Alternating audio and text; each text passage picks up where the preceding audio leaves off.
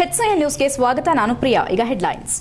ಆತಂಕದ ಅಂಚಿನಲ್ಲಿರುವ ರೈತರ ಬದುಕು, ಮಳೆ ಕೊರತೆಯ ವಾಸ್ತವ ಪರಿಸ್ಥಿತಿ, ಸರ್ಕಾರದ ನಿರ್ಲಕ್ಷ್ಯ, ಹಾಸನ ಜಿಲ್ಲೆ ಬರ ಪೀಡಿತ ಎಂದು ಘೋಷಿಸಲು ಜೆಡಿಎಸ್ ಒತ್ತಾಯ. ಉತ್ತರಾಖಂಡದ ಹಲ್ದ್ವಾನಿಯ ರಾಮಲೀಲಾ ಮೈದಾನದಲ್ಲಿ ಶುದ್ಧೀಕರಣ, ಮಲ್ಲಿಕಾರ್ಜುನ ಖರ್ಗೆಗೆ ಅವಮಾನ ಖಂಡನೆ, ಸಂಸದರ ನೇತೃತ್ವದಲ್ಲಿ ಕಾಂಗ್ರೆಸ್ ಪ್ರತಿಭಟಿಸಿ ಮನವಿ. ಸಾರ್ವಜನಿಕರಿಂದ ನಿರಂತರವಾಗಿ ಕೇಳಿಬರುತ್ತಿದ್ದ ದೂರುಗಳು, ಮಹಾನಗರ ಪಾಲಿಕೆಯಲ್ಲಿ ಲೋಕಾಯುಕ್ತ ತಪಾಸಣೆ, ಸಾರ್ವಜನಿಕ ದೂರುಗಳ ಬೆನ್ನಲ್ಲೇ ಅಧಿಕಾರಿಗಳಿಂದ ದಾಖಲೆಗಳ ಪರಿಶೀಲನೆ.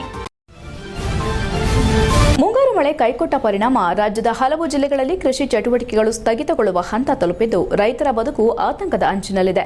ಮಳೆ ಕೊರತೆ ವಾಸ್ತವ ಪರಿಸ್ಥಿತಿ ಕಣ್ಣೆದುರುಗಿದ್ರೂ ಸರ್ಕಾರ ಬರ ಘೋಷಣೆ ಮತ್ತು ಪರಿಹಾರ ಕ್ರಮಗಳಲ್ಲಿ ವಿಳಂಬ ಮಾಡುತ್ತಿರುವುದು ಖಂಡನೀಯ ಎಂದು ಮಾಜಿ ಸಚಿವ ಎಚ್.ಕೆ. ಕುಮಾರಸ್ವಾಮಿ ಆರೋಪಿಸಿದರು. ಪತ್ರಿಕಾಗೋಷ್ಠಿಯಲ್ಲಿ ಮಂಗಳವಾರ ಮಾತನಾಡಿದ ಅವರು, ಏಪ್ರಿಲ್ನಿಂದ ಜೂನ್ವರೆಗೂ ನಿರೀಕ್ಷಿತ ಪ್ರಮಾಣದಲ್ಲಿ ಮಳೆಯಾಗದಿರುವುದು ರಾಜ್ಯದ ಕೃಷಿ ವ್ಯವಸ್ಥೆಗೆ ದೊಡ್ಡ ಹೊಡೆತ ನೀಡಿದೆ. ಸುಮಾರು 60% ಮಳೆ ಕೊರತೆಯಾಗಿರುವ ಹಿನ್ನೆಲೆ ಹಲವು ಪ್ರದೇಶಗಳಲ್ಲಿ ಬಿತ್ತನೆ ಕಾರ್ಯವೇ ಸಮರ್ಪಕವಾಗಿ ನಡೆದಿಲ್ಲ. ಕೆಲವೆಡೆ ಬಿತ್ತನೆಯಾದ ಬೆಳೆಗಳು ಮಳೆಯಿಲ್ಲದೆ ಒಣಗುವ ಸ್ಥಿತಿ ಎದುರಿಸುತ್ತಿವೆ ಎಂದರು. ಮಳೆಗಾಗಿ ಕಾಯುತ್ತಾ ರೈತರು ಬಿತ್ತನೆ ಕಾರ್ಯವನ್ನ ಮುಂದೂಡುತ್ತಿದ್ದಾರೆ. ಈಗಾಗಲೇ ಬಿತ್ತನೆ ಮಾಡಿರುವ ರೈತರು ಬೆಳೆ ಉಳಿಸಿಕೊಳ್ಳಲು ಪರದಾಡುತ್ತಿದ್ದಾರೆ. ಹೀಗಾಗಿ ಸರ್ಕಾರ ಪರಿಸ್ಥಿತಿ ಕೈಮೀರಿದ ಬಳಿಕ ಎಚ್ಚೆತ್ತುಕೊಳ್ಳುವ ಬದಲು ಮುನ್ನೆಚ್ಚರಿಕೆಯಾಗಿ ಬರ ನಿರ್ವಹಣಾ ಕ್ರಮಗಳನ್ನು ಕೈಗೊಳ್ಳಬೇಕು ಎಂದರು. ರಾಜ್ಯಾದ್ಯಂತ ಬರದ ಪರಿಸ್ಥಿತಿಯ ಕುರಿತು ಸಮಗ್ರ ಅಧ್ಯಯನ ನಡೆಸಿ ಅದರ ಆಧಾರದ ಮೇಲೆ ಬರಪೀಡಿತ ಜಿಲ್ಲೆ ಹಾಗೂ ತಾಲೂಕುಗಳನ್ನು ಘೋಷಿಸಬೇಕಾಗಿದೆ. ಆದರೆ ಇನ್ನೂ ಬರ ಅಧ್ಯಯನ ಸಂಪೂರ್ಣಗೊಂಡಿಲ್ಲ.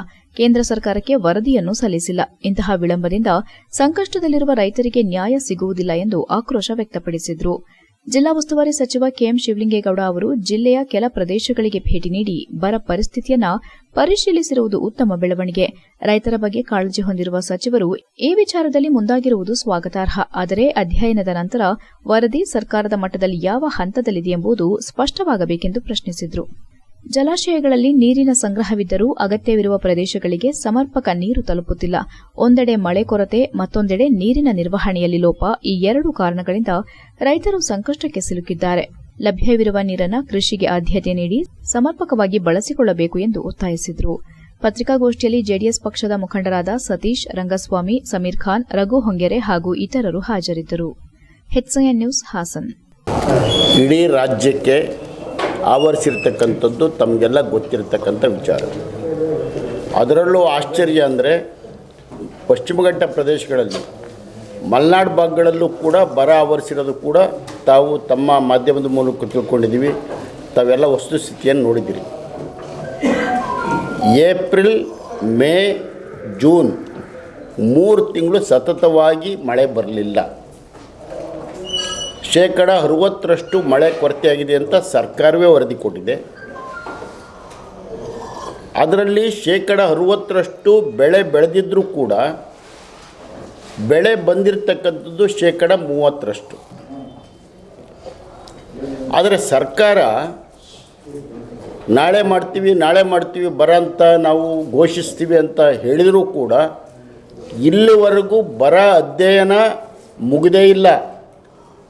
ಬರ ಅಧ್ಯಯನ ಈವರೆಗೂ ಕೂಡ ಈಗ ಜೂನ್ 3ಕ್ಕೆ ಮಾನ್ಯ ನೂತನ ಮುಖ್ಯಮಂತ್ರಿಗಳು ಬಂದರು. ಅದಾದ ಸರಿಯಾಗಿ 2 ತಿಂಗಳು ಬರೀ ಪುನರ್ರಚನೆಯಲ್ಲೇ ಕಾಲ ಕಳೆದರು. ಅದಾದ 3 ವಾರಗಳ ಕಾಲ ಬರೀ ಖಾತೆ ಹಂಚಿಕೆಯಲ್ಲೇ ಕಾಲ ಕಳೆದರು. ಆದರೆ ಜನಪರವಾದ ವಿಷಯಗಳಲ್ಲಿ ಉತ್ತರಾಖಂಡದ ಹಲ್ದ್ವಾನಿಯ ರಾಮಲೀಲಾ ಮೈದಾನದಲ್ಲಿ ಕಾಂಗ್ರೆಸ್ ರಾಷ್ಟ್ರೀಯ ಅಧ್ಯಕ್ಷ ಮತ್ತು ರಾಜ್ಯಸಭೆ ವಿರೋಧ ಪಕ್ಷದ ನಾಯಕ ಮಲ್ಲಿಕಾರ್ಜುನ ಖರ್ಗೆ ಅವರು ಸಾರ್ವಜನಿಕ ಸಭೆಯನ್ನು ಉದ್ದೇಶಿಸಿ ಮಾತನಾಡಿದ ಬಳಿಕ ಮೈದಾನವನ್ನು ಶುದ್ಧೀಕರಿಸಿದ ಘಟನೆ ಖಂಡಿಸಿ ಹಾಸನ ಜಿಲ್ಲಾ ಕಾಂಗ್ರೆಸ್ ವತಿಯಿಂದ ಮಂಗಳವಾರ ಪ್ರತಿಭಟನೆ ನಡೆಸಲಾಯಿತು. ಸಂಸದ ಶ್ರೇಯಸ್ ಎಂ ಪಟೇಲ್ ನೇತೃತ್ವದಲ್ಲಿ ನಡೆದ ಪ್ರತಿಭಟನಾ ಮೆರವಣಿಗೆಯು ನಗರದ ಕಾಂಗ್ರೆಸ್ ಜಿಲ್ಲಾ ಕಚೇರಿಯಿಂದ ಆರಂಭವಾಗಿ ಬಿಎಂ ರಸ್ತೆಯ ಮೂಲಕ ಜಿಲ್ಲಾ ಪಂಚಾಯಿತಿ ಎದುರಿನ ಡಾ ಬಿಆರ್ ಅಂಬೇಡ್ಕರ್ ಪ್ರತಿಮೆ ಬಳಿ ತಲುಪಿತು. ಅಲ್ಲಿ ಕೆಲಕಾಲ ಪ್ರತಿಭಟನೆ ನಡೆಸಿ ಘಟನೆಗೆ ಆಕ್ರೋಶ ವ್ಯಕ್ತಪಡಿಸಲಾಯಿತು. ಪ್ರತಿಭಟನಾ ಮೆರವಣಿಗೆಯು ಅಂಬೇಡ್ಕರ್ ಪ್ರತಿಮೆ ಮುಂದೆ ರಸ್ತೆ ಬಳಿ ಕುಳಿತಿದ್ದಾಗ ಬಸ್ ಆಗುತ್ತಿದ್ದ ಸಂದರ್ಭದಲ್ಲಿ ಬಸ್ ನಿರ್ವಾಹಕರು ಪ್ರತಿಭಟನಾಕಾರರ ವಿರುದ್ಧ ಮಾತನಾಡಿದ್ದಾರೆ ಎನ್ನಲಾಗಿದೆ. ಇದರಿಂದ ಆಕ್ರೋಶಗೊಂಡ ಕಾಂಗ್ರೆಸ್ ಕಾರ್ಯಕರ್ತರು ಬಸ್ ಅನ್ನು ಹಿಂಬಾಲಿಸಿ ಅಡ್ಡಗಟ್ಟಿ ಕೆಲಕಾಲ ಸಂಚಾರಕ್ಕೆ ತಡೆಯೊಡ್ಡಿದರು. ಕೆಲ ಕಾರ್ಯಕರ್ತರು ರಸ್ತೆಯಲ್ಲೇ ಮಲಗಿ ಪ್ರತಿಭಟನೆ ನಡೆಸಿದರು. ಸ್ಥಳಕ್ಕಾಗಮಿಸಿದ ಪೊಲೀಸ್ ಅಧಿಕಾರಿಗಳು ಪ್ರತಿಭಟನಾಕಾರರನ್ನ ಮನವೊಲಿಸಿ ಪರಿಸ್ಥಿತಿಯನ್ನು ನಿಯಂತ್ರಿಸಿದರು. ನಂತರ ಪ್ರತಿಭಟನಾಕಾರರು ಮೆರವಣಿಗೆ ಮೂಲಕ ಜಿಲ್ಲಾಧಿಕಾರಿ ಕಚೇರಿಗೆ ತೆರಳಿ ಮನವಿ ಪತ್ರ ಸಲ್ಲಿಸಿದರು. ಸಂಸದ ಶ್ರೇಯಸ್ ಎಂ ಪಟೇಲ್ ಅವರು ಪ್ರತಿಭಟನಾಕಾರರಿಗೆ ಸಾಥ್ ನೀಡಿದರು. ಈ ಸಂದರ್ಭದಲ್ಲಿ ಕಾಂಗ್ರೆಸ್ ಮುಖಂಡ ಮತ್ತು ಹಾಸನ ನಗರಾಭಿವೃದ್ಧಿ ಪ್ರಾಧಿಕಾರದ ಅಧ್ಯಕ್ಷ ಪಟೇಲ್ ಶಿವಪ್ಪ ಮಾತನಾಡಿ, ಕಾಂಗ್ರೆಸ್ ರಾಷ್ಟ್ರೀಯ ಅಧ್ಯಕ್ಷರು ಮತ್ತು ರಾಜ್ಯಸಭೆಯ ವಿರೋಧ ಪಕ್ಷದ ನಾಯಕರಾದ ಹಿರಿಯ ದಲಿತ ನಾಯಕ ಮಲ್ಲಿಕಾರ್ಜುನ ಖರ್ಗೆ ಅವರು ಹಲ್ದ್ವಾನಿಯ ರಾಮಲೀಲಾ ಮೈದಾನದಲ್ಲಿ ಸಾರ್ವಜನಿಕ ಸಭೆಯನ್ನ ಉದ್ದೇಶಿಸಿ ಮಾತನಾಡಿದ ಬಳಿಕ ಅದೇ ಮೈದಾನದಲ್ಲಿ ಶುದ್ದೀಕರಣ ಕಾರ್ಯ ನಡೆಸಿರುವುದು ಅತ್ಯಂತ ಖಂಡನೀಯ ಮತ್ತು ಅಮಾನವೀಯ ಕೃತ್ಯವಾಗಿದೆ ಎಂದು ಆಕ್ರೋಶ ವ್ಯಕ್ತಪಡಿಸಿದರು. ಈ ಬೇಡಿಕೆಗಳನ್ನು ಮುಂದಿಟ್ಟುಕೊಂಡು ಹಾಸನ ಜಿಲ್ಲಾ ಕಾಂಗ್ರೆಸ್ ವತಿಯಿಂದ ಧರಣಿ ಸತ್ಯಾಗ್ರಹ ನಡೆಸಿ ಜಿಲ್ಲಾಡಳಿತದ ಮೂಲಕ ಸರ್ಕಾರಕ್ಕೆ ಮನವಿ ಸಲ್ಲಿಸಲಾಗಿದೆ ಎಂದು ತಿಳಿಸಿದರು. ಪ್ರತಿಭಟನೆಯಲ್ಲಿ ಕಾಂಗ್ರೆಸ್ ಜಿಲ್ಲಾಧ್ಯಕ್ಷ ಇಎಚ್ ಲಕ್ಷ್ಮಣ್, ಯೂತ್ ಕಾಂಗ್ರೆಸ್ ಜಿಲ್ಲಾಧ್ಯಕ್ಷ ರಂಜಿತ್ ಕೋರೂರು, ಮುಖಂಡರಾದ ತಾರಾಚಂದನ್, ರಘು ದಾಸರಕೊಪ್ಲು, ಮಲ್ಲಿಗೆವಾಳ್ ದ್ಯಾವಪ್ಪ, ಚಂದ್ರಶೇಖರ್, ದೇವರಾಜ್, ರಾಮಚಂದ್ರ, ಪ್ರಕಾಶ್, ಲಕ್ಷ್ಮಣ್, ಜಯರಾಮ್ ಸೇರಿದಂತೆ ಹಲವರು ಉಪಸ್ಥಿತರಿದ್ದರು. HCN news Hassan. ಇವತ್ತು ನಮ್ಮ ರಾಷ್ಟ್ರೀಯ ನಾಯಕರು ಎಐಸಿಸಿ ರಾಷ್ಟ್ರೀಯ ಅಧ್ಯಕ್ಷರಾದಂಥ ಸನ್ಮಾನ್ಯ ಶ್ರೀ ಮಲ್ಲಿಕಾರ್ಜುನ್ ಖರ್ಗೆ ಅವರಿಗೆ ಏನು ಉತ್ತರಾಖಂಡದ ರಾಮಲೀಲಾ ಮೈದಾನದಲ್ಲಿ ಶ್ರೀಯುತರು ಭಾಷಣ ಮಾಡಿದಂಥ ಸ್ಥಳವನ್ನು RSS ಮನುವಾದಿಗಳು, RSS ಅಂಗಸಂಸ್ಥೆಗಳು ಗೋಮೂತ್ರವನ್ನು ಹಾಕಿ ಆ ಸ್ಥಳವನ್ನು ಸ್ವಚ್ಛ ಮಾಡಿ ನಮ್ಮ ಸಮಾಜಕ್ಕೆ ಅವಮಾನವನ್ನು ಮಾಡಿರ್ತಕ್ಕಂಥ ಸಂದರ್ಭದಲ್ಲಿ ನಾವು ಇವತ್ತು ಕೇಂದ್ರ ಬಿಜೆಪಿ ಸರ್ಕಾರವನ್ನು RSS ಅನ್ನು ನಾವು RSS ನಡವಳಿಕೆಯನ್ನು ಬಲವಾಗಿ ಖಂಡಿಸ್ತಾ ಇದ್ದೇವೆ. ಇವತ್ತೇನು ಪ್ರಜಾಪ್ರಭುತ್ವ ವ್ಯವಸ್ಥೆಯಲ್ಲಿ ಡಾಕ್ಟರ್ ಬಾಬಾ ಸಾಹೇಬ್ ನೀಡಿರ್ತಕ್ಕಂಥ ಸಂವಿಧಾನಕ್ಕೆ ಅಪಮಾನವನ್ನು ಮಾಡಿರ್ತಕ್ಕಂಥ RSS ನಡೆಯನ್ನು, ಬಿಜೆಪಿ ನಡೆಯನ್ನು ನಮ್ಮ ಜಿಲ್ಲಾ ಕಾಂಗ್ರೆಸ್ ವತಿಯಿಂದ ನಾವೆಲ್ಲರೂ ಸೇರಿ ಆ ಘಟನೆಯನ್ನು ನಾವು ಖಂಡಿಸ್ತಾ ಇದ್ದೀವಿ. ಇವತ್ತು ಸ್ವಾತಂತ್ರ್ಯ, ಸಮಾನತೆ, ಭ್ರಾತೃತ್ವ, ಸೋದರತ್ವ ಎಂದು HCN ನ್ಯೂಸ್ನಲ್ಲಿ ಈಗ ಒಂದು ಪುಟ್ಟ ಬ್ರೇಕ್. ಹಾಸನದಲ್ಲಿ 28 ವರ್ಷಗಳಿಂದ ಜನತೆಗೆ ಅತ್ಯುತ್ತಮವಾದ ವೈದ್ಯಕೀಯ ಸೇವೆಯನ್ನು ನೀಡುತ್ತಿರುವ ಹೇಮಾವತಿ ಮಲ್ಟಿಸ್ಪೆಷಾಲಿಟಿ ಹಾಸ್ಪಿಟಲ್ ಹಾಸನ. ನಮ್ಮಲ್ಲಿ ದಿನದ 24 ಗಂಟೆಯೂ ಆಕ್ಸಿಡೆಂಟಲ್ ಇಂಜುರೀಸ್ ಮತ್ತು ಎಮರ್ಜೆನ್ಸಿ ಸರ್ವಿಸ್ಗಳನ್ನು ಹೊಂದಿದೆ. ಹೇಮಾವತಿ ಆಸ್ಪತ್ರೆಯ ಡಾಕ್ಟರ್ ನಿಖಿಲ್ ಆರ್ ಭಟ್ ರವರು MS ಆರ್ಥೋಪೆಡಿಕ್ನಲ್ಲಿ ಚಿನ್ನದ ಪದಕ ಪಡೆದು ಸಿಂಗಾಪುರ್ ಜನರಲ್ ಹಾಸ್ಪಿಟಲ್ನಲ್ಲಿ ಫೆಲೋಶಿಪ್ ಇನ್ ಜಾಯಿಂಟ್ ರಿಪ್ಲೇಸ್ಮೆಂಟ್ ಸರ್ಜರಿಯ ಪದವಿ ಪಡೆದು ಸೇವೆಯನ್ನ ಸಲ್ಲಿಸಿರುತ್ತಾರೆ.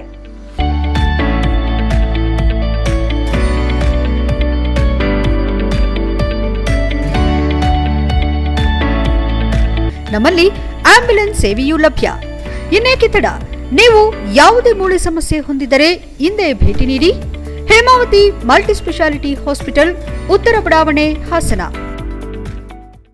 ಬ್ರೇಕ್ನ ನಂತರ HCN ನ್ಯೂಸ್ಗೆ ಸ್ವಾಗತ.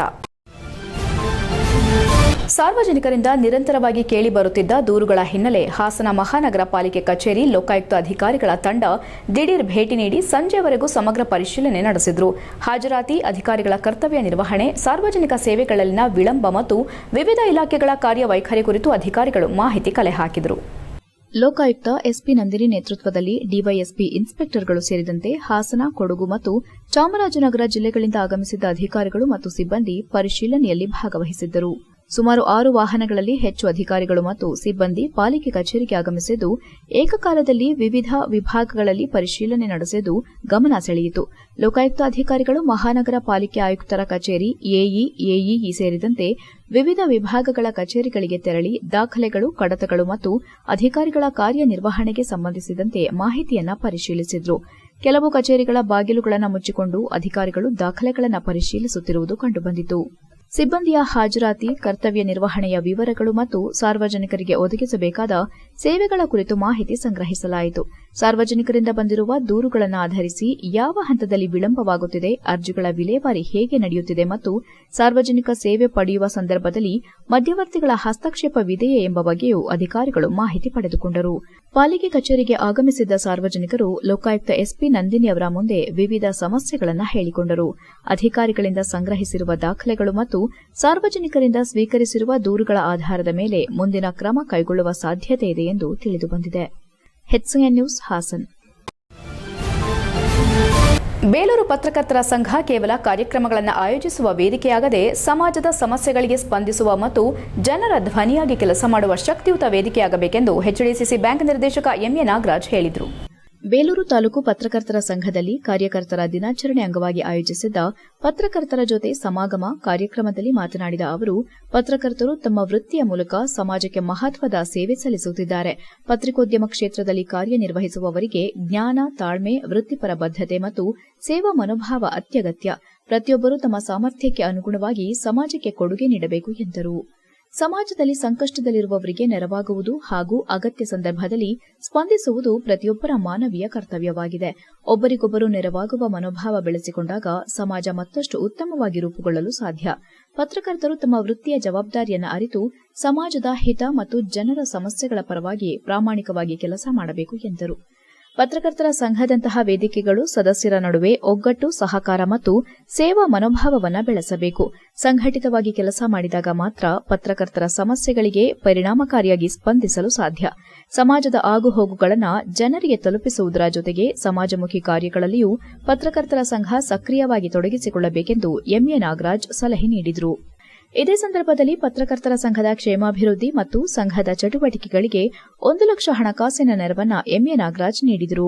ಕಾರ್ಯಕ್ರಮದಲ್ಲಿ ರಾಷ್ಟ್ರೀಯ ಕಾರ್ಯನಿರತ ಪತ್ರಕರ್ತರ ಸಂಘದ ಸದಸ್ಯ ಶ್ರೀನಿಧಿ, ಕಾರ್ಯದರ್ಶಿ ಲಕ್ಷ್ಮಣ್, ಉಪಾಧ್ಯಕ್ಷ ಎಂಸಿ ಕುಮಾರ್, ವೆಂಕಟೇಶ್, ಖಜಾಂಚಿ ಲೋಹಿತ್, ಕಾರ್ಯದರ್ಶಿ ಬಿಎನ್ ಗಣೇಶ್, ಮಾಜಿ ಅಧ್ಯಕ್ಷ ರಾಘವೇಂದ್ರ ಹೊಳ್ಳ, ಹೆಬ್ಬಾಳು ಹಾಲಪ್ಪ, ಮಂಜುನಾಥ ಶೆಟ್ಟಿ, ಎ ಅನಂತ್, ಎಸ್ ರವಿ, ರವಿಹೊಳ್ಳ, ದೀಪು, ಅರುಣ್ ಕುಮಾರ್, ಆರಾಧ್ಯ ಮತ್ತು ಇತರರು ಉಪಸ್ಥಿತರಿದ್ದರು.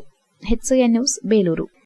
ಕಡಿಮೆ ಯಾಕೆಂತಂದರೆ ಒಬ್ಬ ಮನುಷ್ಯನಿಗೆ ಇವತ್ತೇನಾದ್ರು ನಾಗರಾಜ್ ಅಂತ ಚೆನ್ನಾಗಿ ಹೇಳಿದರೆ ಅದರ ಹಿಂದೆ ನಿಮ್ಮ ಪಾತ್ರ, ಪತ್ರಕರ್ತರ ಪಾತ್ರ ತುಂಬ ಇದೆ. ಇಲ್ಲಿ ಸಹಕಾರ ಕ್ಷೇತ್ರದಲ್ಲಿ ಹಣಕಾಸು ಇಲ್ಲ, ಅದು ಸಂಘದಲ್ಲೇ ಡೆವಲಪ್ ಮಾಡಿದಂಥ ಷೇರುದಾರ ಹಣ ಸರ್ವಿಸ್ ಮಾಡೋದಕ್ಕೆ, ಸೇವೆ ಮಾಡೋದಕ್ಕೆ ಒಳ್ಳೆಯ ಕ್ಷೇತ್ರ. ಆ್ಯಕ್ಚುಲಿ ಈಗ ಅಭಿವೃದ್ಧಿ ಮಾಡೋದಕ್ಕೆ ಯಾವುದು ಫಂಡ್ ಬರೋದಿಲ್ಲ, ಟ್ರಾನ್ಸಾಕ್ಷನ್ ಆಗೋದಿಲ್ಲ. ಆದರೆ ಈ ರಾಜ್ಯದಲ್ಲಿ ನಮ್ಮದೇ ಸ್ಥಾನದಲ್ಲಿ ಹಾಸನ ಜಿಲ್ಲಾ ಬ್ಯಾಂಕು ಈ ಸರಿ ಮೊದಲನೇ ಸ್ಥಾನ. ಇದಕ್ಕೆ ಈ ಜಿಲ್ಲೆಯ 225 ಸೊಸೈಟಿಗಳ ಅದರೊಳಗಡೆ ಇರ್ತಕ್ಕಂಥ ಸಾವಿರಾರು ರೈತರು ಅಲ್ಲಿ ನಡೆಸ್ಕೊಂಡು ಬಂದಿರೋ ವ್ಯವಹಾರದ ಪ್ರತಿಫಲ ಬಂದಿಲ್ಲ ಅನ್ನೋದು ಅವ್ರಿಗೂ ಕೂಡ ಒಂದು ನೋವು. ಅದಿಲ್ಲ, ಅವರು ಏನೇನಾಯ್ತು ಅಂತಲೂ ಪಾಪ ವಿಚಾರಿಸ್ಕೊಂಡು ಫೋನ್ ಮಾಡಿ ಮಾತಾಡಿದ್ರು. ಕಳೆದ ವರ್ಷ ನಾವೇ ಅವರಿಗೆ ಒತ್ತಡ ಹಾಕಿ ನಮಗೆ ಕ್ಷೇಮಾಭಿವೃದ್ಧಿಗೆ ಹಣ ಬೇಕು ಅಂತೇಳಿ ಹೋದ ವರ್ಷ ನಾವು ಕೇಳ್ಕೊಂಡಿದ್ದು. ಆದರೆ ಈ ವರ್ಷ ಅವರು ನಾವು ಕೇಳ್ದಲ್ಲೇ ಕೊಟ್ಟಿದ್ದಾರೆ 1 ಲಕ್ಷ. ನಮ್ಮ ಪತ್ರಕರ್ತರ ಸಂಘದ ಮೇಲೆ ಅವ್ರಿಗಿರೋ ಗೌರವ, ಆ ಪ್ರೀತಿ ಮುಂದೆನೂ ಹೀಗೆ ಇರಲಿ. ನಾಗಣ್ಣ ಅವ್ರು ನಮಗೆ ಸ್ನೇಹ ಪ್ರೀತಿಗಿಂತ ಎಲ್ಲ ಪತ್ರಕರ್ತರ ಒಂದು ಕ್ಷೇಮಾಭಿವೃದ್ಧಿ ಆಗಬೇಕು, ಅದು ಚೆನ್ನಾಗಿ ಮಾಡಿ. ಯಾಕೆಂದ್ರೆ ಇವತ್ತು ಯಾರೋ ಪತ್ರಕರ್ತರಿಗೆ ಏನಾದ್ರು ಸಮಸ್ಯೆ ಆದರೆ ನೀವು ಎಲ್ಲ ಅವ್ರನ್ನೇ ಕೇಳ್ಕೋಬೇಕು. ನೀವೇ ಕೊಡೋದ್ರಿಂದ ತುಂಬಾ ಅನುಕೂಲ ಆಗುತ್ತೆ. ಯಾಕೆಂದ್ರೆ ಅವರು ಒಂದು ಸೊಸೈಟಿ ನಿರ್ದೇಶಕರಾಗಿದ್ದಾರೆ. ಇಡೀ ತಾಲೂಕಿನೊಳಗಡೆ ಎಲ್ಲ ಸೊಸೈಟಿಗಳಿಗೂ ಮಾರ್ಗದರ್ಶಕರಾಗಿದ್ದಾರೆ. ಉತ್ತಮ ಸಲಹೆ ನೀಡ್ತಿದ್ದಾರೆ. ಅವ್ರ ಸಲಹೆ ನಮ್ಮ ಪತ್ರಿಕಾ ಸಂಘಕ್ಕೂ ಕೂಡ, ಯಾಕೆಂದ್ರೆ ನಮ್ದು ಒಂದು ಸಂಘ, ನಮ್ದು ಒಂದು ಸಂಸ್ಥೆ, ನಮ್ದು ಒಂದು ಕುಟುಂಬ ಇದೆ. ನಮ್ಮ ಕುಟುಂಬ ಸದಸ್ಯರಿಗೆ ಏನಾದ್ರು ತೊಂದರೆ ಆಯ್ತು ಅಂದ್ರೆ ನಾವು ಇನ್ನೂ ಯಾರನ್ನು ಕೇಳ್ಕೋಬೇಕು. ಅದು HCN ನ್ಯೂಸ್ನಲ್ಲಿ ಈಗ ಒಂದು ಪುಟ್ಟ ಬ್ರೇಕ್.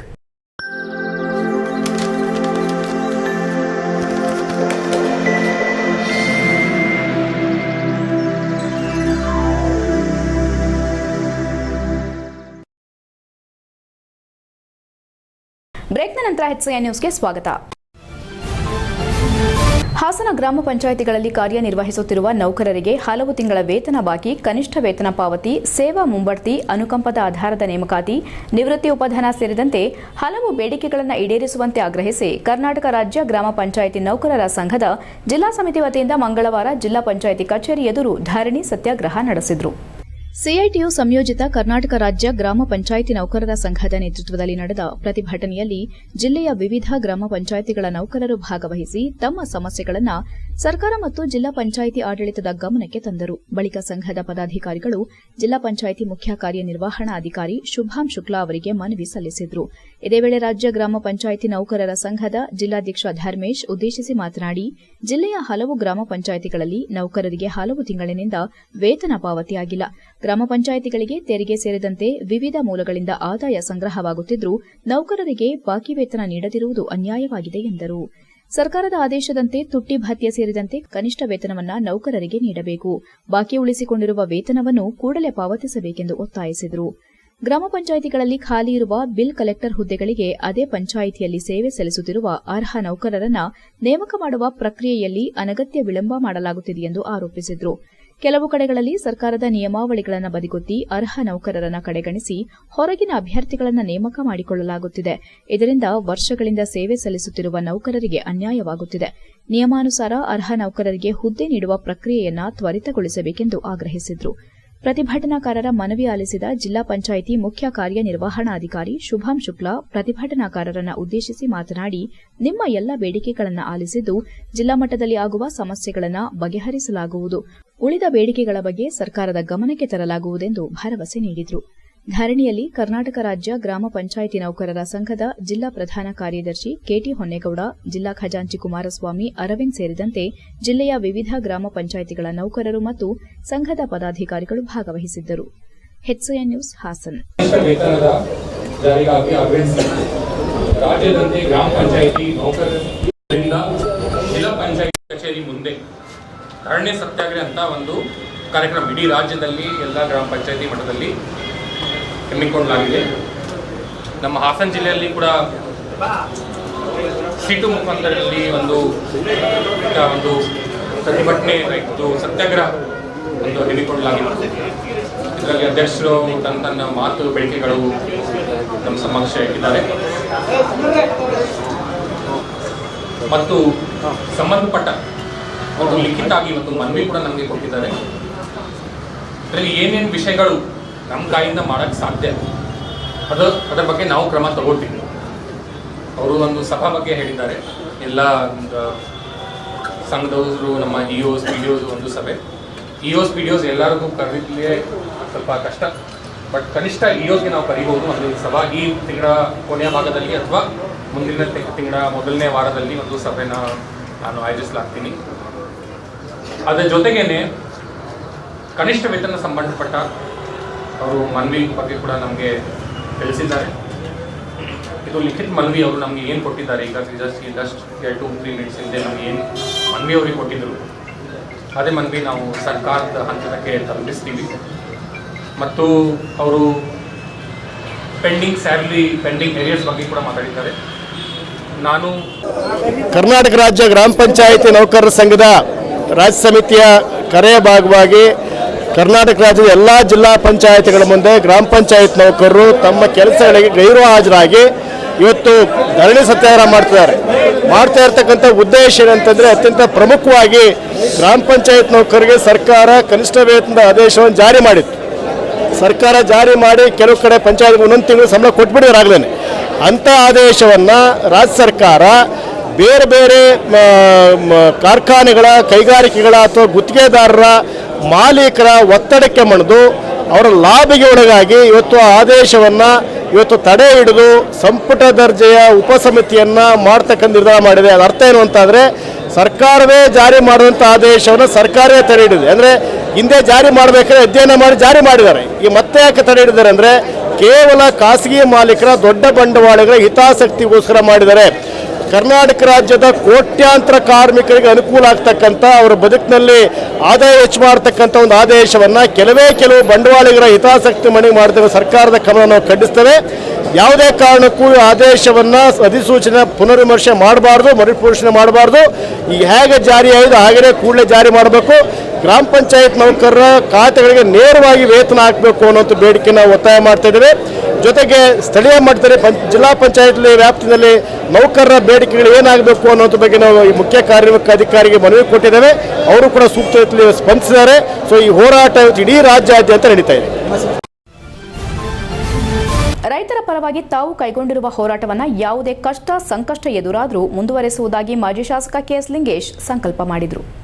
ಜೈಲಿನಿಂದ ಬಿಡುಗಡೆಯಾಗಿ ಬೇಲೂರಿಗೆ ಆಗಮಿಸಿದ ಸಂದರ್ಭದಲ್ಲಿ ತಮ್ಮನ್ನ ಸ್ವಾಗತಿಸಿ ಬೆಂಬಲ ನೀಡಿ ಆತ್ಮಸ್ಥೈರ್ಯ ತುಂಬಿದ ರೈತ ಮುಖಂಡರು, ವಿವಿಧ ಸಂಘ ಸಂಸ್ಥೆಗಳ ಪದಾಧಿಕಾರಿಗಳು, ರಾಜಕೀಯ ಪಕ್ಷಗಳ ನಾಯಕರು ಹಾಗೂ ಕಾರ್ಯಕರ್ತರು, ದಲಿತ ಮತ್ತು ಕನ್ನಡ ಪರ ಹೋರಾಟಗಾರರು ಸೇರಿದಂತೆ ಎಲ್ಲರಿಗೂ ಕೃತಜ್ಞತೆ ಸಲ್ಲಿಸಿದ ಅವರು, ಜೈಲುವಾಸದ ಅನುಭವ ಮಾನಸಿಕವಾಗಿ ತೀವ್ರ ನೋವುಂಟು ಮಾಡಿದೆ ಎಂದರು.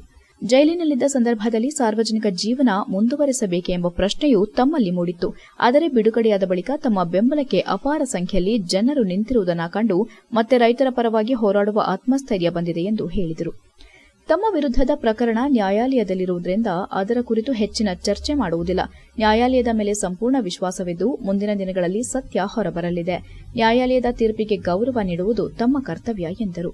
ಹಿಂದಿನ ಶಾಸಕ ವೈಎಸ್ ರುದ್ರೇಶ್ ಗೌಡರನ್ನ ಸ್ಮರಿಸಿದ ಲಿಂಗೇಶ್, ರೈತರು ಮತ್ತು ಬಡವರ ಪರವಾಗಿ ಅವರು ಹಲವು ಕೆಲಸಗಳನ್ನು ಮಾಡಿದ್ದರು. ಅಕ್ರಮ ಸಕ್ರಮ ಹಾಗೂ ಬಗರ್ ಹುಕುಂ ವಿಚಾರದಲ್ಲಿ ಕಾನೂನುಬದ್ದವಾಗಿ ಅರ್ಹರಿಗೆ ಜಮೀನು ದೊರಕಿಸುವ ನಿಟ್ಟಿನಲ್ಲಿ ಕ್ರಮ ಕೈಗೊಳ್ಳಲಾಗಿತ್ತು. ಈ ವಿಚಾರದಲ್ಲಿ ಯಾರ ಮೇಲೂ ಅನಗತ್ಯ ಅಪಪ್ರಚಾರ ಮಾಡಬಾರದು ಎಂದರು. ರೈತರಿಗೆ ಈಗಾಗಲೇ ಮಂಜೂರಾಗಿರುವ ಜಮೀನುಗಳನ್ನು ಮರಳಿ ಕಸಿದುಕೊಳ್ಳುವ ಪ್ರಯತ್ನ ನಡೆದರೆ ರೈತ ಮುಖಂಡರು ಮತ್ತು ರೈತ ಸಂಘಟನೆಗಳೊಂದಿಗೆ ಒಗ್ಗೂಡಿ ಸರ್ಕಾರದ ವಿರುದ್ಧ ಹೋರಾಟ ನಡೆಸಲಾಗುವುದೆಂದು ಎಚ್ಚರಿಸಿದರು. ರೈತ ಸಂಘದ ತಾಲೂಕು ಅಧ್ಯಕ್ಷ ಭೋಗಮಲ್ಲೇಶ್, ಎಚ್ಡಿಸಿಸಿ ಬ್ಯಾಂಕ್ ನಿರ್ದೇಶಕ ಎಂಎ ನಾಗರಾಜ್, ಪಿಎಲ್ಡಿ ಬ್ಯಾಂಕ್ ಅಧ್ಯಕ್ಷ ಎಂಡಿ ದಿನೇಶ್, ತಾಲೂಕು ಪಂಚಾಯಿತಿ ಮಾಜಿ ಅಧ್ಯಕ್ಷ ಬಲ್ಲೇನಹಳ್ಳಿ ರವಿಕುಮಾರ್, ಜೆಡಿಎಸ್ ಮುಖಂಡರಾದ ಅದ್ದೂರಿ ಚೇತನ್ ಕುಮಾರ್, ಲೋಕೇಗೌಡ, ಮಹಾದೇವ್, ಎಸ್ಕೆ ನಾಗೇಶ್, ದಿಲೀಪ್, ಸಂಗಮ್, ಸಿದ್ದೇಶ್, ವೀರಶೈವ ಮಹಾಸಭಾ ತಾಲೂಕು ಅಧ್ಯಕ್ಷ ಬಸವರಾಜ್, ಮಹಿಳಾಧ್ಯಕ್ಷೆ ವಿಂಪು, ಎಪಿಎಂಸಿ ಮಾಜಿ ಅಧ್ಯಕ್ಷ ಸಿಎಚ್ ಮಹೇಶ್, ಮುಖಂಡರಾದ ಖಾದರ್, ಲೋಕೇಶ್, ಮಲ್ಲೇಶ್ ಗೌಡ ಸೇರಿದಂತೆ ನೂರಾರು ಜನರು ಉಪಸ್ಥಿತರಿದ್ದರು. HCN news, Belur. ಯಾವುದೋ ಕೇಸ್ ಹಾಕೊಂಡು ಒಂದು ವಾರ ಬೇಕಾದ್ರೂ ಇರಬಹುದು, ಅವಕಾಶ ಇದೆ. ನನಗೊತ್ತು ಮುಂಚೆನೂ ಸಹ ನಾನು ಬೇಲ್ತಾಣಕ್ಕೆ ಎಷ್ಟು ಕಷ್ಟ ಬಂದೆ, ಎಷ್ಟು ಖರ್ಚು ಮಾಡಿದೆ, ಆ ನಂತರ ನಾನು ಒಳಗೆ ಸೇರಿದ್ಮೇಲೆ ನನ್ನ ಕುಟುಂಬ, ನನ್ನ ಸ್ನೇಹಿತರು ಎಷ್ಟು ಖರ್ಚು ಮಾಡಿದ್ರೆ ಅಂತ ಅವರಿಗೆ ಗೊತ್ತು. ಎಷ್ಟು ಹೇಳಲಿಕ್ಕೆ ನಾನು ಸಿದ್ಧವಾಗಿ ಹೇಳಕ್ ಬೇಡಲ್ಲ. ನಾನೇನು ಸಹ ರೈತರ ಪರವಾಗಿ ನನಗೇನು ದುಃಖ ಇಲ್ಲ. ನಾನು ಮಾಡಿರ್ತಕ್ಕಂಥ ಏನು ಕೊಲೆ ಮಾಡಿ ನಾನು ಹೋಗ್ಲಿಲ್ಲ. ರೈತರ ಪರವಾಗಿ ರೈತರ ಜಮೀನು ಕೊಟ್ಟ ಕಾನೂನುಬದ್ಧ ಮಾಡಿದ್ದೇನೆ. ಅದು ಮುಂದೆ ಸಾಬೀತಾಗುತ್ತೆ. ಗೌರವದಿಂದ ನ್ಯಾಯಾಲಯದಲ್ಲಿ ನನಗೆ ವಿಶ್ವಾಸ ಇದೆ. ಅದರಲ್ಲಿ ಅದು ಕ್ಲೀನ್ ಚಿಟ್ ಸಿಗ್ತಕ್ಕಂಥ ನನಗೆ ಸಿಗುತ್ತೆ. ರುದ್ರೇಶ್ ಗೌಡರು ಸಿಗುತ್ತೆ, ಅವ್ರ ಆತ್ಮಕ್ಕೂ ಶಾಂತಿ ಸಿಗುತ್ತೆ, ನಮಗೂ ಸಹ ಗೌರವ ಸಿಗುತ್ತೆ. ರೈತ ಹೋರಾಟಕ್ಕೆ ಜೈವಾಗುತ್ತೆ ಅಂತ ಹೇಳುತ್ತಾ HCN ನ್ಯೂಸ್ನಲ್ಲಿ ಈಗ ಒಂದು ಪುಟ್ಟ ಬ್ರೇಕ್. ಓ ರಮೇಶ, ಹಾಯ್ ಸುರೇಶ, ನೀನೇನೋ ಇಲ್ಲಿ?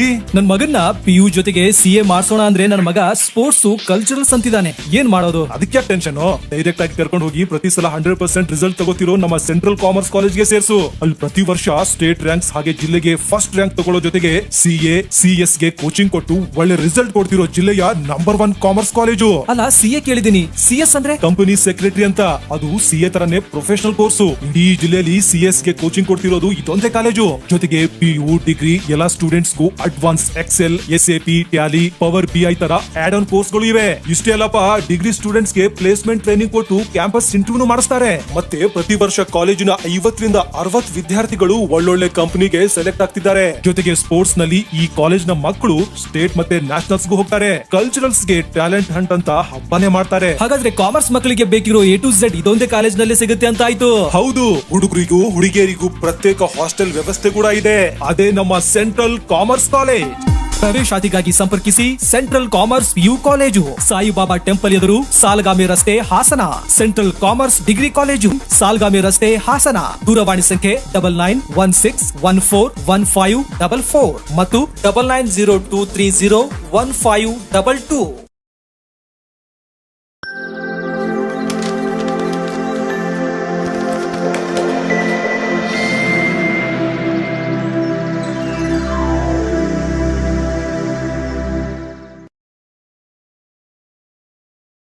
ಬ್ರೇಕ್ನ ನಂತರ HCN ನ್ಯೂಸ್ಗೆ ಸ್ವಾಗತ. ಸಪ್ಲೈ ಚೈನ್ ಮತ್ತು ಸಾರಿಗೆಯ ಉತ್ತಮ ನಿರ್ವಹಣೆಯಲ್ಲಿ 2026ರ ಸಾಲಿನ ಅತ್ಯುತ್ತಮ ಪ್ರವರ್ತಕ ಶ್ರೇಷ್ಠತೆಗಾಗಿ ಅಜಯ್ ಭಕ್ತರವಳ್ಳಿ ಅವರಿಗೆ ಇತ್ತೀಚೆಗೆ ಅಂತಾರಾಷ್ಟ್ರೀಯ ಸಾಧಕರ ಪ್ರಶಸ್ತಿಯನ್ನು ನೀಡಿ ಗೌರವಿಸಲಾಗಿದೆ. ಸ್ಯಾಪ್ TM ಸ್ಪೆಷಲಿಸ್ಟ್ ಆಗಿ ಅಜಯ್ ಅವರ ಕೆಲಸವು ಹೆಚ್ಚಿನ ಸಂಕೀರ್ಣತೆಯ ಪರಿಸರದಲ್ಲಿ ಕೇಂದ್ರೀಕೃತವಾಗಿದ್ದು, ಅಲ್ಲಿ ಸಂಸ್ಥೆಗಳು ವೈಫಲ್ಯವನ್ನು ಪಡೆಯಲು ಸಾಧ್ಯವಿಲ್ಲ. ಕಳೆದ ದಶಕದಲ್ಲಿ ಉತ್ತಮ ಸಾರಿಗೆಯ ಲಾಜಿಸ್ಟಿಕ್ ಲ್ಯಾಂಡ್ಸ್ಕೇಪ್ಗಳ ಮೂಲಕ ಕಾರ್ಯನಿರ್ವಹಣೆ ಮಾಡುತ್ತಿದ್ದಾರೆ. ಖತಾರ್ನಲ್ಲಿ ಅವರು ಪ್ರಾದೇಶಿಕ ದಿಗ್ಬಂಧನದ ಮೂಲಕ ಲಾಜಿಸ್ಟಿಕ್ಸ್ ಅನ್ನು ಕಾರ್ಯಗತಗೊಳಿಸಿದ್ದು ಮತ್ತು ಲಸಿಕೆಗಳಿಗಾಗಿ ತಾಪಮಾನ ಸೂಕ್ತ ಶೀತ ಸಪ್ಲೈ ಚೈನ್ಗಳನ್ನು ಮತ್ತು ಫಿಫಾ ವಿಶ್ವಕಪ್ ಅನ್ನು ಯಾವುದೇ ವೈಫಲ್ಯವಿಲ್ಲದೆ ನಿರ್ವಹಿಸಿದೆ. ಇತ್ತೀಚೆಗೆ 2026ರ ಹಾರ್ಮುಜ್ ಜಲಸಂಧಿಯ ಅಡಚಣೆಯ ಸಮಯದಲ್ಲಿ ಹಣಕಾಸು ವಸಾಹತು ವ್ಯವಸ್ಥೆಗಳನ್ನು ಸ್ಥಿರಗೊಳಿಸುವ ಮೂಲಕ ಜಾಗತಿಕ ವ್ಯಾಪಾರದ ನಿರಂತರತೆಯನ್ನು ಖಚಿತಪಡಿಸಿಕೊಳ್ಳಲು ಅಜಯ್ ಸಹಾಯ ಮಾಡಿದ್ದಾರೆ. ಜಾಗತಿಕ ಒತ್ತಡವನ್ನು ತಡೆದುಕೊಂಡು ತಂತ್ರಜ್ಞಾನವನ್ನು ತಾಂತ್ರಿಕ ಕಾರ್ಯಗತಗೊಳಿಸುವಿಕೆಯೊಂದಿಗೆ ವ್ಯಾಪಾರ ತಂತ್ರವನ್ನು ಹೇಗೆ ಹೊಂದಿಸುತ್ತದೆ ಎಂಬುದರ ಕುರಿತು ಅವರ ಕಾರ್ಯಗಳಿಗೆ ಅಂತಾರಾಷ್ಟ್ರೀಯ ಸಾಧಕರ ಪ್ರಶಸ್ತಿಯನ್ನು ನೀಡಲಾಗಿದೆ. HCN news Hassan. ಬೇಲೂರು ತಾಲೂಕು ಅರೇಹಳ್ಳಿ ಹೋಬಳಿ ಶಿರಗುರ ಗ್ರಾಮದಲ್ಲಿ ಅರೇಹಳ್ಳಿ ಮತ್ತು ಬೇಲೂರು ಲಯನ್ ಸಂಸ್ಥೆಯ ಸಹಯೋಗದಲ್ಲಿ ಭತ್ತದ ಗದ್ದೆ ನಾಟಿ ಮಾಡುವ ಕಾರ್ಯಕ್ರಮಕ್ಕೆ ಚಾಲನೆ ನೀಡಲಾಯಿತು. ಈ ವೇಳೆ ಅರೇಹಳ್ಳಿ ಕ್ಲಬ್ನ ಅಧ್ಯಕ್ಷ ಲಯನ್ ಸತೀಶ್ ಪೂಜಾರಿ ಮಾತನಾಡಿ, ಕಳೆದ 4 ವರ್ಷಗಳಿಂದ ಶಿರಗುರ ಗ್ರಾಮದ ಲಯನ್ ಸದಸ್ಯ ಲಯನ್ ಫಿಲಿಪ್ಸ್ ಡಿ ಅಲ್ಮೇಡಾ ಅವರ ಗದ್ದೆಯಲ್ಲಿ ಸಂಸ್ಥೆ ಸದಸ್ಯರು ನಾಟಿ ಕಾರ್ಯವನ್ನ ಮಾಡಿಕೊಂಡು ಬರುತ್ತಿದ್ದಾರೆ. ಇದರಿಂದ ಕೃಷಿ ಮತ್ತು ಒಂದು ತುತ್ತಿನ ಅನ್ನದ ಬೆಲೆ ನಮಗೆ ತಿಳಿಯುವಂತಾಗುತ್ತದೆ ಎಂದರು. ಲಯನ್ ಸಂಸ್ಥೆ ಮಾಜಿ ಅಧ್ಯಕ್ಷ ಲಯನ್ ಫಿಲಿಕ್ಸ್ ಮಾತನಾಡಿ, ಕಳೆದ ಬಾರಿ ಕಾಡಾನೆಗಳ ಉಪಟಳದಿಂದ ಭತ್ತದ ಇಳುವರಿ ಮೇಲೆ ವ್ಯತಿರಿಕ್ತ ಪರಿಣಾಮ ಬೀರಿತ್ತು. ಭತ್ತ ಬೆಳೆಯಲು ಅಧಿಕ ಹಣ ವ್ಯಯವಾಗುವುದರಿಂದ ಮಲೆನಾಡಿನ ಭಾಗದ ರೈತರು ಭತ್ತ ಬೆಳೆಯುವುದಕ್ಕೆ ಹಿಂದೇಟು ಹಾಕ್ತಿದ್ದಾರೆ. ಹಾಗಾಗಿ ಮಾರಾಟಕ್ಕಲ್ಲದಿದ್ರೂ ಮನೆ ಬಳಕೆಗಾದರೂ ಭತ್ತ ಬೆಳೆಯಬೇಕೆಂಬ ಸಂದೇಶ ಸಾರಲು ಸಾಮೂಹಿಕ ನಾಟಿ ಕಾರ್ಯವನ್ನು ಆಯೋಜಿಸಲಾಗಿದೆ ಎಂದರು.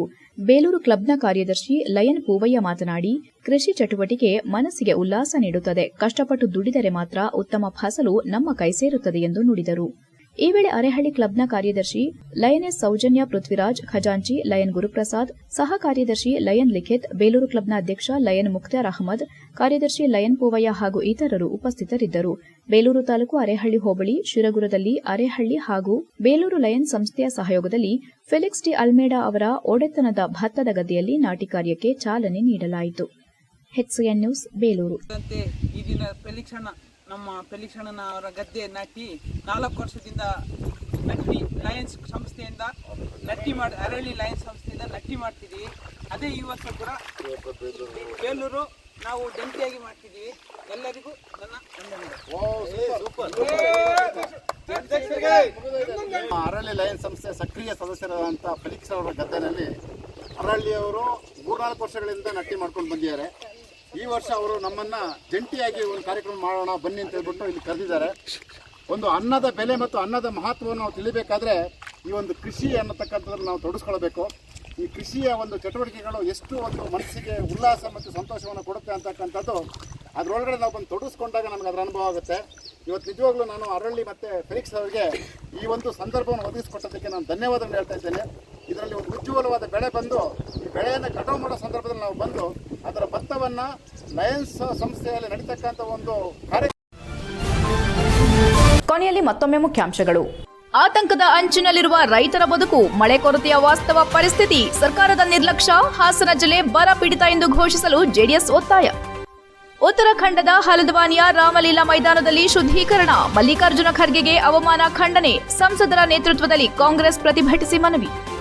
ಸಾರ್ವಜನಿಕರಿಂದ ನಿರಂತರವಾಗಿ ಕೇಳಿಬರುತ್ತಿದ್ದ ದೂರುಗಳು, ಮಹಾನಗರ ಪಾಲಿಕೆಯಲ್ಲಿ ಲೋಕಾಯುಕ್ತ ತಪಾಸಣೆ, ಸಾರ್ವಜನಿಕ ದೂರುಗಳ ಬೆನ್ನಲ್ಲೇ ಅಧಿಕಾರಿಗಳಿಂದ ದಾಖಲೆಗಳ ಪರಿಶೀಲನೆ. ಇಷ್ಟೊತ್ತು ನೀವು ನೋಡಿದ್ದು ಹಾಸನದ ಸುದ್ದಿ ಅಂದ್ರೆ HCN ನ್ಯೂಸ್.